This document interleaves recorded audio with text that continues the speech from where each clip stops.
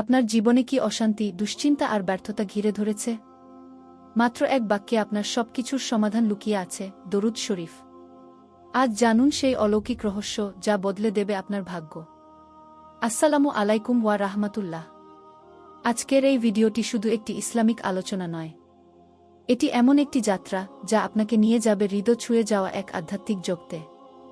আজ আমরা জানব দরুদ শরীফের এমন এক সত্য যা শুধু কানে নয়, হৃদয় দিয়ে অনুভব করতে হয়।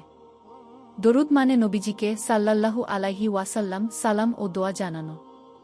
এটা শুধু একটি আমল নয়, বরং আল্লাহর সঙ্গে সংযোগ স্থাপনের একটি পবিত্র উপায়। কুরআনের ভাষায়, নিশ্চয়ই আল্লাহ ও তার ফেরেশতাগণ নবীর প্রতি দরুদ পাঠ করেন। হে মুমিনগণ, তোমরাও তার প্রতি দরুদ ও সালাম পাঠ করো। সূরা আহজাব আয়াত ৫৬। দরুদের অলৌকিক ফজিলত। ১. প্রতি দরুদের বিনিময়ে ১০টি রহমত। আপনি যখন নবীর সাল্লাল্লাহু আলাইহি ওয়াসাল্লাম উপর দরুদ পাঠ করেন, তখন আল্লাহ আপনাকে ১০টি রহমত দান করেন। ২. মন ও জীবনের প্রশান্তি। চিন্তা আর দুশ্চিন্তার ভার যখন আপনাকে কাবু করে, দরুদ তখন হয় আত্মার শান্তির ওষুধ। ৩. দোয়া কবুলের সোনালি চাবি। দোয়ার শুরু ও শেষে দরুদ পাঠ করুন, দেখবেন দোয়া আসমান ভেদ করে পৌঁছে গেছে আরশে আজিমে। ৪. নবীজির সাল্লাল্লাহু আলাইহি ওয়াসাল্লাম নৈকট্য লাভ। যে ব্যক্তি বেশি দরুদ পাঠ করে, কিয়ামতের দিন সে নবীজির সবচেয়ে কাছাকাছি থাকবে। একটি বাস্তব গল্প। এক যুবক দরিদ্র, হতাশ, কাজকর্মে ব্যর্থ। এক বুজুর্গ তাকে বলেন, প্রতিদিন ৫০০ বার দরুদ শরীফ পাঠ করো।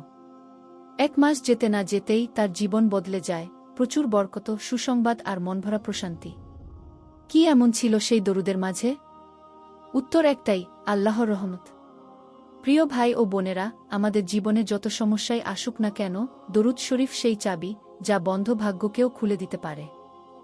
আসুন আজ থেকে নিয়মিত দরুদ পাঠ করি, আমাদের হৃদয়, পরিবার ও সমাজে শান্তি ফিরিয়ে আনি। ভিডিওটি ভালো লাগলে লাইক দিন, শেয়ার করুন এবং চ্যানেলটি সাবস্ক্রাইব করে পাশে থাকুন। আর কমেন্টে লিখে জানিয়ে দিন আপনি প্রতিদিন কতবার দরুদ পাঠ করেন। আল্লাহ আমাদের সবাইকে নবীজিকে ভালোবাসার তৌফিক দিন, আমিন। আজকের মতো শেষ করছি। আল্লাহ হাফেজ। জাযাকাল্লাহু খায়রান।